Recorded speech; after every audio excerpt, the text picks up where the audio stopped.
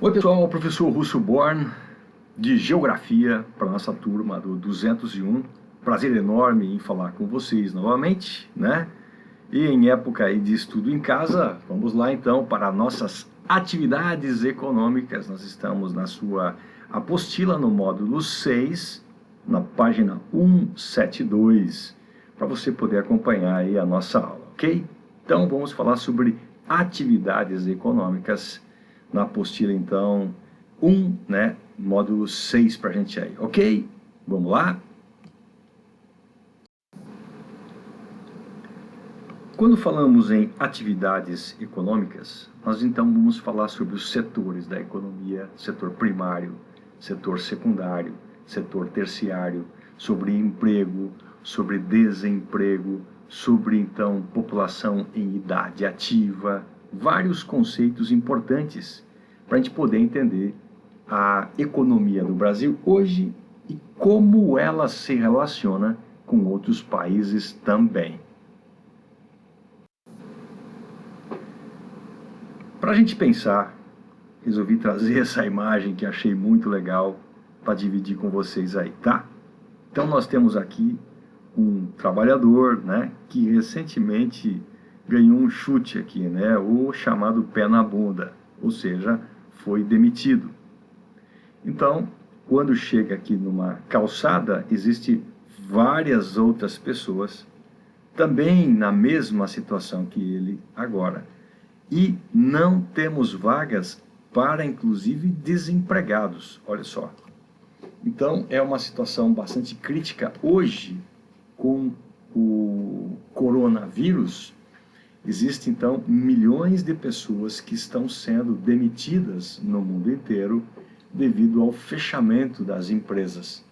Isso é algo bastante sério mesmo, que talvez iguale ou seja pior a situação atual, aquela que virá, do que se compararmos à crise da Bolsa de Valores de Nova York de 1929. Estamos em 2020. Em 1929 aconteceu uma quebra das economias internacionais. Para ter uma ideia, na década de 20, ou seja, 1929 para 1930, a crise econômica foi muito grande. As bolsas de valores tiveram quedas de 50%. Os investidores pararam de investir. Os bancos que emprestavam dinheiro pararam de emprestar dinheiro. Isso fez com que não movimentasse mais a economia.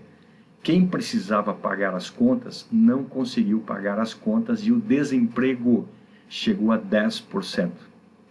Isso em 3 anos da crise, 1929, 1930, 31, 32.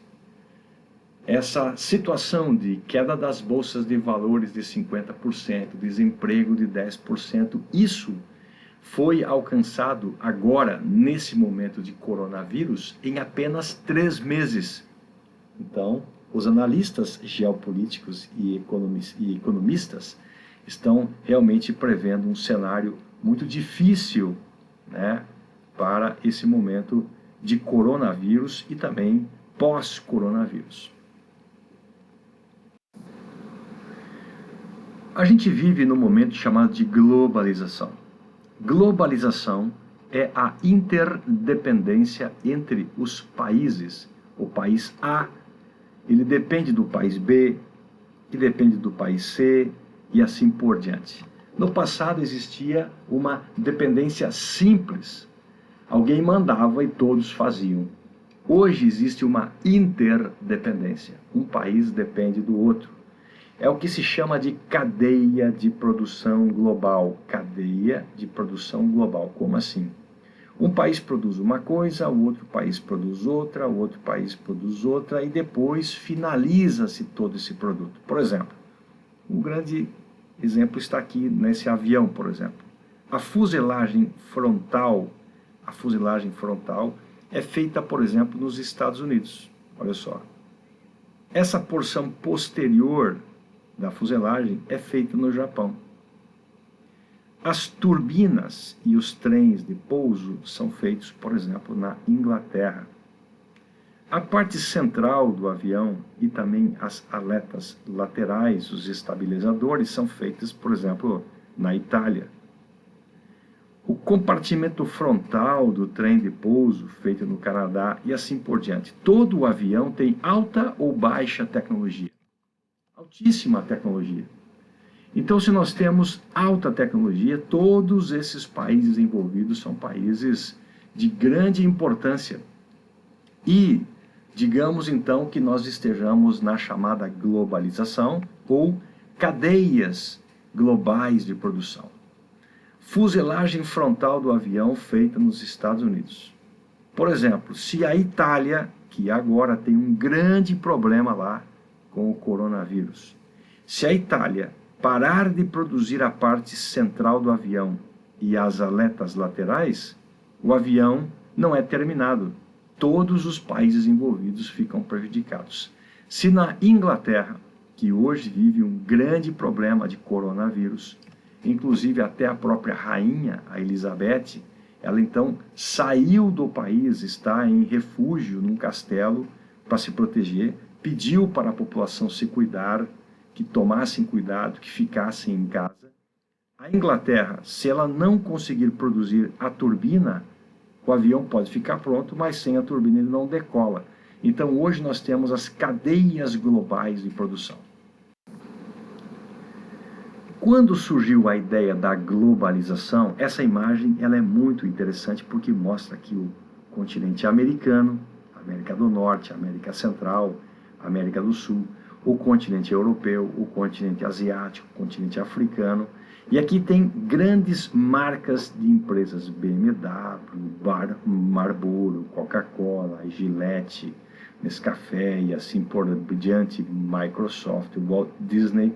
As empresas estão hoje todas conectadas, são transnacionais, muito mais do que multinacionais, são transnacionais, ou seja, uma empresa que está em vários países do mundo e essa empresa comanda países, comanda governos, paga campanhas políticas, coloca no poder quem esses grandes economistas querem, por exemplo. Pagam fortunas para uma campanha e não pagam fortunas para outra campanha. Quem aparece mais acaba sendo, então, mais comentado no país e acaba, muitas vezes, sendo eleito para obedecer às ordens de quem financiou as campanhas.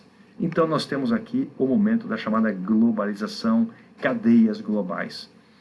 Quando criou-se a ideia de cadeias globais, essa ideia tomou uma proporção muito grande a partir, por exemplo, de 1979, quando a Margaret Thatcher comandava a Inglaterra. Ela era a premier da Inglaterra, né? E nos Estados Unidos, com o presidente Ronald Reagan, a partir de 1981. E então, da década de 70, 80 para frente, o mundo tornou-se cada vez mais globalizado. A queda da União Soviética em 1991 fez com que o mundo capitalista fosse o predominante e as relações capitalistas mandando no planeta com algumas exceções. Por exemplo, China, internamente ela tem uma economia fechada e externamente ela é capitalista. Cuba, que também tem uma ideia comunista, a Vietnã, que também tem uma ideia comunista, mas são pouquíssimos países em relação a todo o planeta.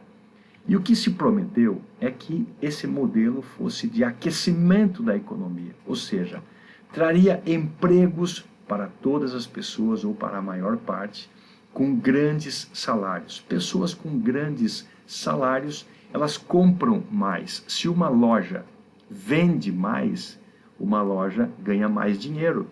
Essa loja, ela vai contratar mais pessoas contratadas vão fazer com que haja mais dinheiro na praça. Essas pessoas contratadas vão comprar refrigerantes nos supermercados, vão comprar mais gasolina, vão comprar comida, vão comprar celulares, computadores, ou seja, com mais emprego, mais salário, isso aquece a economia. Do contrário, também pode ser feito análise. Quanto menos dinheiro na praça, muitas pessoas desempregadas, essas pessoas não trabalham, não consomem, não vão às lojas para fazer consumo, não compram comida, não vão para os restaurantes. Isso faz com que as lojas, os mercados, as farmácias vendam menos. Se essa farmácia, se essa loja, se esse mercado, se uma escola, ela vende menos, acontece de menos entrada de dinheiro nessas farmácias e assim por diante, demite-se funcionários. Quando demite-se funcionários, essas pessoas com menos dinheiro vão comprar mais ou menos? Vão comprar menos, então outras lojas demitem e nós temos uma queda na economia. Quando o modelo de globalização tomou conta do planeta, prometeu-se um aquecimento da economia, com bastante emprego, né? E emprego ou desemprego mede o aquecimento ou desaquecimento de uma economia de um país.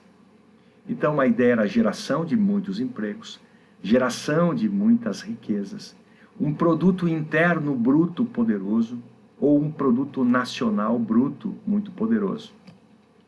Qual é a diferença de produto interno bruto e produto nacional bruto? Por exemplo, Estados Unidos da América. Eles têm empresas só dentro dos Estados Unidos ou em vários países do mundo? Estados Unidos tem empresas em vários países do mundo. Isso quer dizer que soma-se toda essa riqueza, todas essas indústrias dos Estados Unidos é o produto nacional bruto. Produto nacional bruto é quando você soma toda a riqueza gerada por empresas em vários países. Produto interno é a soma das riquezas dentro do país. Por exemplo, o Brasil. O Brasil tem muitas empresas multinacionais? Não. Então, o nosso produto interno é muito maior do que o produto externo, ok? Produto interno bruto e produto nacional bruto. Quando falamos em evolução do PIB, Produto Interno Bruto, o Brasil, em 2019 para 2020, marcava uma riqueza interna, Produto Interno Bruto, de 7,2 trilhões de reais. Tudo bem que Estados Unidos possui 21 trilhões de dólares. É a maior economia do mundo, seguida pela economia da China, com 14 trilhões de dólares. O Brasil tem 7,2 trilhões de reais. Então, o nosso PIB, o Produto Interno Bruto, ele é feito através da soma das riquezas produzidas pelo país. E o Brasil vem sofrendo flutuações, com riquezas uma hora maiores, outra hora menores, outra hora negativas, algumas crescendo, prometendo melhoras. Então aqui nós temos em 2012, o Brasil tinha uma economia de 1,9% de crescimento, em 2013 estava crescendo 3%, depois caiu 0,5%, depois caiu menos 3,5% em 2015, ou seja, o Brasil veio numa flutuação positiva e negativa, já desde 2012, 13, 14, com baixo crescimento. A China, por exemplo, crescia cerca de 7% da economia e nós estávamos em crescimento de 1,9%, 3%. Nós temos agora o grande motor da economia internacional, o grande motor da economia globalizada é a China. Só que a China teve uma queda econômica muito grande com o coronavírus, não é verdade? A China teve uma queda econômica de cerca de 6,8% da sua economia. Isso é uma representação de quase 3 trilhões de dólares. Isso é muito dinheiro. E a China é a segunda maior economia do mundo, e a China, ela compra do mundo inteiro. compra da Europa, compra da América do Norte, compra da América do Sul, compra do continente africano. Se a China está numa queda econômica, a China compra mais ou menos? Compra menos. E aí vai gerar desemprego em tudo que é parte do mundo. Da mesma forma, a China, ela produz celulares, produz computadores, produz, hoje em dia, máscaras de proteção contra o coronavírus, respiradores para hospitais, produz tudo o que você imagina, essas lojas de R$ 1,99, por exemplo. Desde alta tecnologia até tecnologias mais simples. E o mundo inteiro compra da China. Estados Unidos compra da China, inclusive os americanos fazem uniformes do exército na China, capacetes do exército na China, coturnos dos soldados na China. Então o mundo compra da China. Se a China tem problema econômico, ela compra menos e também vende menos. O mundo inteiro está se ressentindo. Por exemplo, o setor primário da China, que é o setor que trabalha com matéria-prima, agricultura, por exemplo, o setor primário da China teve uma queda de aproximadamente 3,2%. O setor secundário, que trata da industrialização, a indústria de transformação, automóveis e assim por diante, teve uma queda de 9,6%. Isso é brutal. Também a China apresentou no setor terciário, que é então o setor que trabalha com serviços médicos, hospitalares, comercial, né? Atendimento de saúde, atendimento de comércio, educação. Houve uma queda também nesse setor aí de quase 5,2%. Todos os setores caíram na China. Isso quer dizer que o mundo inteiro também sofreu queda. Se a China fosse um país que não tivesse relações econômicas com outros países, não teria problema, mas nós vivemos hoje na globalização. O que acontece com a China tem repercussões no mundo inteiro. O que acontece nos Estados Unidos tem repercussões no mundo inteiro. Então, a nossa economia atualmente não tem como ser analisada somente pelo Brasil, mas sim em nível global. A China, sabendo que aconteceu uma doença que foi o coronavírus, ela tentou fazer com que o pico da doença não ficasse todo concentrado num ponto só, porque toda essa população aqui acabaria morrendo, ficaria lesada ou com grandes dificuldades ou morrendo. A China sabe que vai dar um pico e uma queda. A China fez o quê? Procurou fazer com que esse pico não morresse tudo isso aqui de gente, porque mão de obra é muito importante para as empresas do país. A China tentou fazer com que esse pico ficasse menor ainda. Ou seja, fez com que houvesse um isolamento obrigatório da população. Com isso, a economia ficou gravemente prejudicada. A China tentou, então, minimizar esses problemas, fazendo administração de alimentação, administração de conta de luz, administração de escoamento da produção, fazendo com que as pessoas ficassem em suas casas. Se a maior parte das pessoas ficam em casa, os serviços essenciais podem acontecer porque tem menos pessoas circulando, menos pessoas ficando doentes. Isso faz com que a China pudesse elevar o seu serviço médico e poder fazer com que, ao invés de toda essa população aqui ficar doente e não poder trabalhar, ela resolveu deixar essas pessoas aqui saudáveis, mas em casa, e fazer com que esse pico pudesse se reduzir para cá, onde somente uma pequena parcela da população ficaria gravemente sem atendimento. A maior parte da população poderia ser atendida.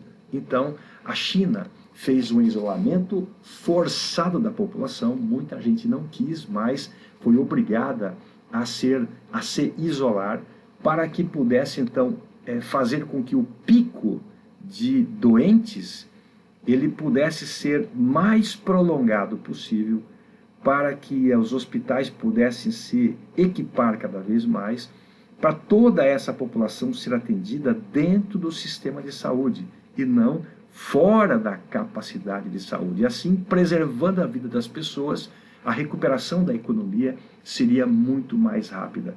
Então, após 3 meses, 4 meses, essa curva começou a acontecer, ó. Essa curva, então, de contaminação, muitas pessoas estão ficando contaminadas, mas quando uma fica doente, vai para o hospital, tem um atendimento e logo fica bem e volta para o trabalho. Então essa curva, quando começou a descer aqui, ó, faz com que a China esteja agora se recuperando economicamente. Cuidou da sua população, protegeu a sua população para que não houvesse muitas baixas, e mesmo assim aconteceu. E aí fez com que essas pessoas agora estivessem aptas e saudáveis para retornar ao trabalho, querendo recuperar a sua economia. A China teve aqui, ó, com a parada do país, desemprego de 6,2%, que agora já está em 5% e vai cair para 4%, e assim por diante com a retomada da indústria.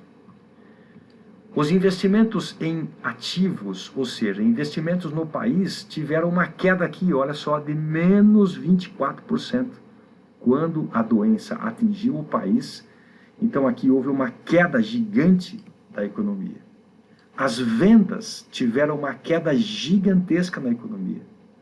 E a produção industrial, as pessoas estavam em casa. A produção industrial caiu gigantescamente. Então a China buscou administrar primeiro a saúde da população. Houve muitas mortes, sim, mas houve uma administração da saúde, possibilitou fazer muito remédio, muitas máscaras, muitas roupas de proteção, muitos respiradores. E aí o que acontece? Protegendo a população, agora pode retomar a economia. E agora, com todas as máquinas que foram construídas, ela está vendendo máquinas de respiradores, roupas de proteção, máscaras e assim por diante para o mundo inteiro, criando muito emprego na China e podendo ajudar outros países, mas claro, dentro do mundo econômico, ganhando dinheiro com isso. Queda econômica também. Logo em seguida, então, vem os governos então, que seguem, né, após o governo militar, o governo Sarney, que também vai ter um crescimento e uma queda. Aí nós vamos ter o governo Collor de Mello, que tem um crescimento e uma queda. Existe então o impeachment do Collor de Mello, vai assumir então aí o Itamar Franco, que vai ter uma queda, vai assumir então o ex-presidente Fernando Henrique Cardoso, que vai ter uma queda, vai assumir o ex-presidente Lula, que vai ter uma queda, a presidente Dilma, que vai ter também um crescimento e uma queda, e atualmente nós temos então aí, após o governo Michel Temer, nós também temos agora então o presidente o Jair Bolsonaro, que também assumiu em uma queda, e aí então é preciso ver 2020, que não acabou ainda, como vai ser o gerenciamento da crise. O Brasil então tem uma crise que não é de agora, não é o coronavírus que traz uma crise. A crise já existe bem anteriormente, em 2018, é como se fosse a respiração de um paciente. Sístole e diástole, respira e vai indo, batimentos cardíacos de uma pessoa, né? Então tem alta e baixa, tem alta e baixa. O mundo estava variando na economia e nós tínhamos uma queda então aqui, cada vez maior, do setor de serviços, por exemplo, o setor terciário, e agora então é preciso saber como é que vai ficar pós-coronavírus. A queda econômica está sendo evidente. Acreditava-se que a economia nossa ia apresentar um crescimento de 2,5%, mas apresentou apenas 1,1%.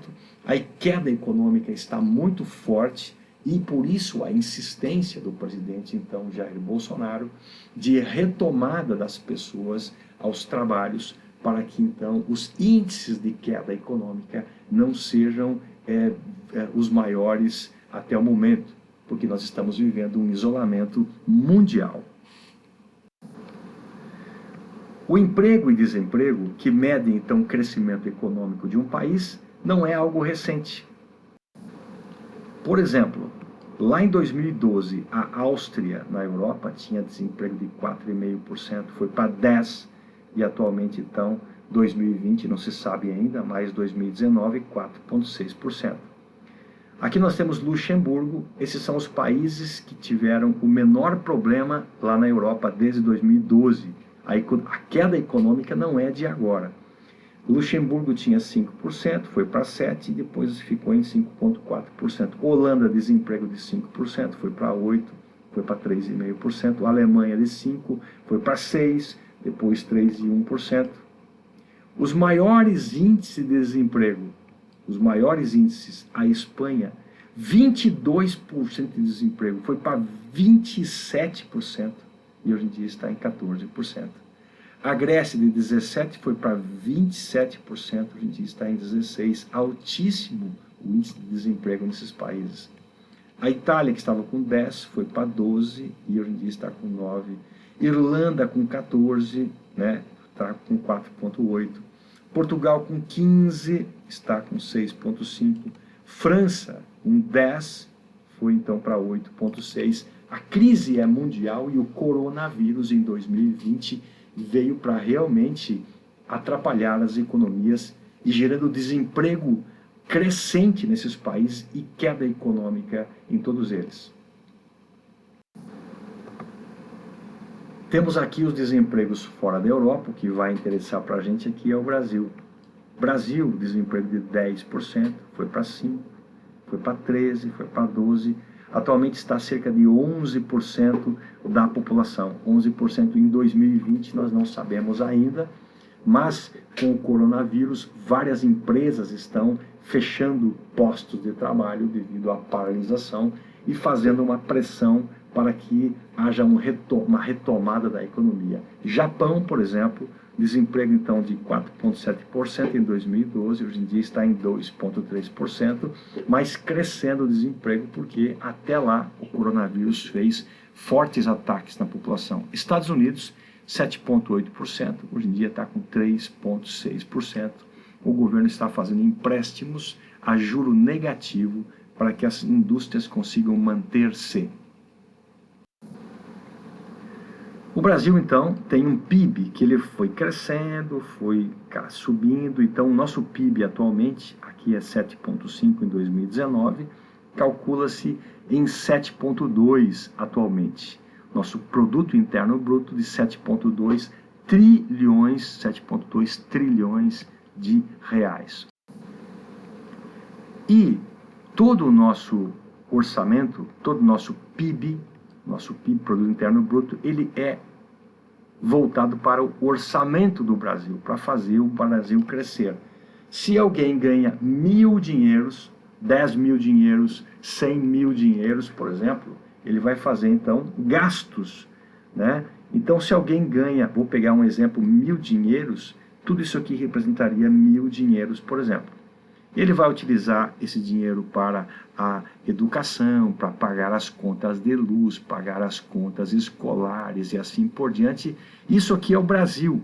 O Brasil, então, tem um PIB de 7,2 trilhões de reais e uma parte desse dinheiro se utiliza na defesa nacional, 2,7 na defesa nacional. Se utiliza, por exemplo, 0,5 na agricultura do país. Saúde se investe 4,2, deveria se investir 10%, mais 4,2. Educação, 3,4. Segurança pública, 0,3. Por isso nós temos problemas com o nosso policiamento militar, por exemplo, do Brasil, com carros não tão modernos, com falta de treinamento, falta de munição. Por quê? Porque não há investimentos no Brasil em segurança pública. Daqui a pouco, cada um terá que contratar o próprio segurança, o mercado terá que contratar o seu próprio segurança, as casas, as famílias terão que contratar um próprio segurança. Quanto custa dar treinamento para um segurança? Manter esse segurança armado, fazendo treinamentos constantes, cuidando da saúde desse policial privado agora. Então, os custos, eles tendem a aumentar também quando há pouco investimento. O transporte 0,32, aí você vê os transportes no Brasil bastante precários. Ciência e tecnologia se investe 0,23, enquanto o mundo investe 5, 6. o Brasil investe 0,23%. Também aqui gestão ambiental, cuidados ambientais, 0,1%. Energia, 0,09%. Urbanismo, fazer cidades, cuidar do esgoto de cidades, por exemplo, 0,05%. Por isso nós temos um monte de problemas. Cultura, 0,03%. Saneamento, 0,02%. Desporto e lazer, 0,01%.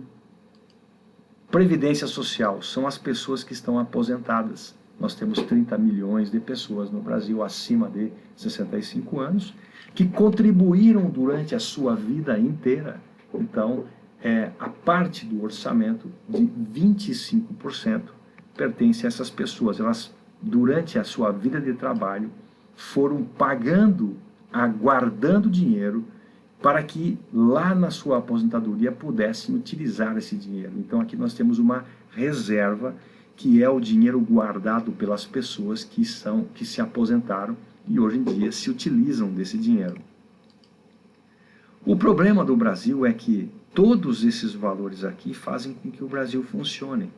E o problema está aqui, juros e amortizações. Cerca de R$1 trilhão o Brasil paga para grandes bancos internacionais, que é a nossa dívida pública. Só que nós já pagamos essa dívida há mais de 8 vezes, ou seja, nós já pagamos isso aqui e continuamos ainda pagando. Por isso é preciso fazer uma investigação sobre esses valores aqui. Fazer então aqui uma investigação sobre os valores e, no caso desse momento de coronavírus, nós poderíamos ter R$1 trilhão para poder então auxiliar as pessoas, auxiliar a economia, auxiliar as indústrias, sem punir ninguém. O Brasil tem R$1 trilhão para poder socorrer a nossa economia, empresários, empresas e a população, mas nós precisamos de uma auditoria urgente, porque nós já pagamos essa conta aqui várias vezes e ainda continuam nos cobrando. Quando se fala então de população economicamente ativa, são aquelas pessoas que estão trabalhando, população economicamente ativa. Existem trabalhos que não são remunerados, por exemplo, uma dona de casa.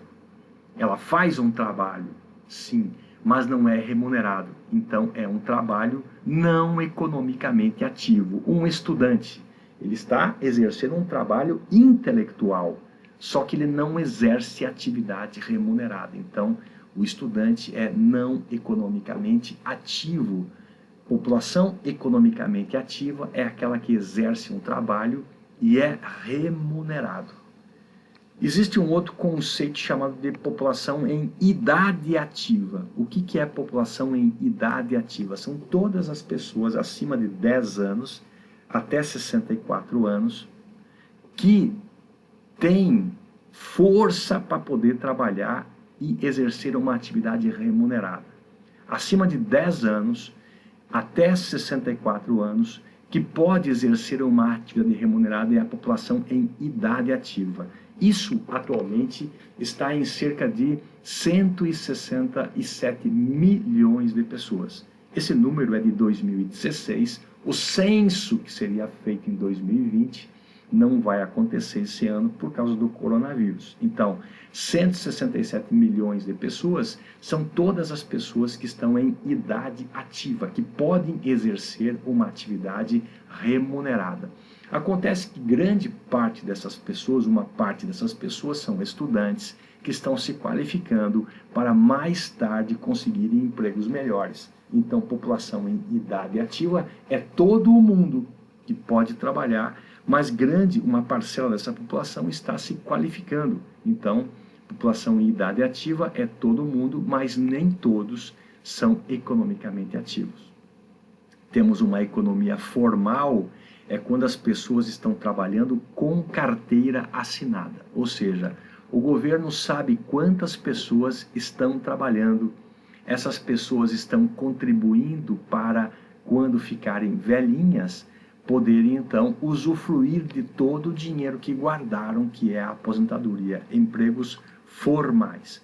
Informal é aquele cara que trabalha, mas não tem registro. não tem carteira assinada. Por exemplo, aquele que cuida do trânsito dos carros, o flanelinha, não tem carteira assinada.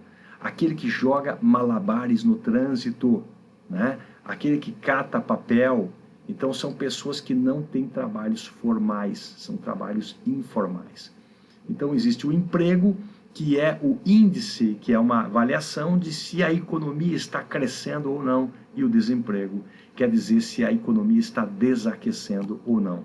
Atualmente nós temos muitas mulheres no mercado de trabalho.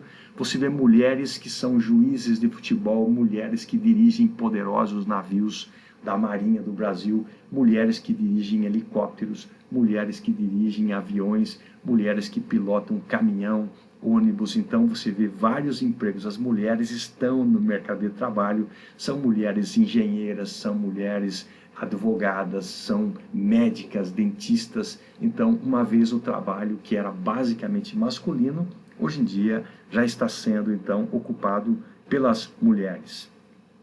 Quanto aos tipos de desemprego, existe aqui o desemprego estrutural. Por exemplo, no passado existia uma empresa que tinha muitos seguranças para proteger essa empresa. Atualmente existem câmeras de filmar com alarme, ou seja, é muito mais seguro a câmera de filmar, que fica 24 horas ligada, sem necessidade então de alguém ali. O desemprego estrutural é quando a tecnologia substitui o emprego dessa pessoa, ok? O desemprego tecnológico acontece também num sistema estrutural. Aquele emprego deixa de existir, desemprego estrutural. O desemprego tecnológico, se você assistiu aquele filme Eu, Robô, ele mostra que máquinas cada vez mais ocupam o espaço das pessoas. Então, tecnológico. O grande desafio é ter muita tecnologia e poder absorver toda a mão de obra possível. O desemprego conjuntural, ele é um desemprego cíclico. Por exemplo, Natal, as lojas enchem de gente para fazer compra. Então, as lojas contratam muitas pessoas. A hora que acabou o Natal, essas pessoas são demitidas. No Dia das Mães, muitas pessoas procuram lojas para comprar produtos. A hora que acabou o Dia das Mães, demitem as pessoas, os vendedores. Então, conjuntural. O friccional é justamente quando alguém está em um emprego, sai e vai buscar outro emprego. É esse momento de passagem de um emprego para o outro. A pessoa, às vezes, muda de emprego para poder ganhar um pouco mais em uma outra área de especialização. O desemprego temporário são pessoas, por exemplo, que plantam cana-de-açúcar. Depois tem que esperar, então, para colher a cana-de-açúcar. Durante um tempo ela trabalha, depois de um outro tempo, quando é época de colheita, ele também trabalha. Mesma coisa, colheita de uva. Nem sempre existe a colheita da uva. É preciso esperar nascer a uva para maturar a uva e depois colher a uva. Então nós temos o desemprego temporário.